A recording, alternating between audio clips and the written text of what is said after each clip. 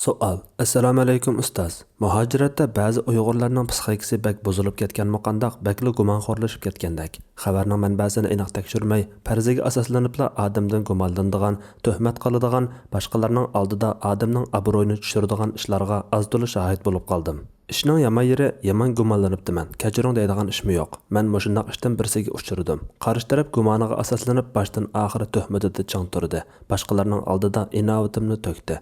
Şoňlaşqa bu ulug' Ramazandamı onu qat'iy afu qilolmadim. Sualim, gumonxo'rlik, boshqalarning inovatini to'kish va tuhmatxo'rlikning jazosi nima? Bir tushuncha bergan bo'lsalar. Javob: Va alaykum assalom. Gumonning yaxshisi va yomoni bo'lmaydi. Hammasi yomon qilmishdir.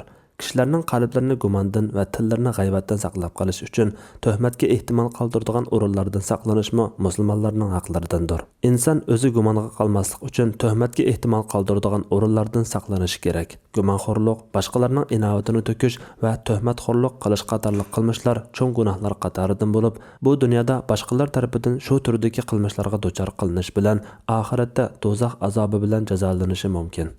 Allah eng to'g'risini bilguchidir. Fatvoda Doktor Abdul Aziz rahmatulloh.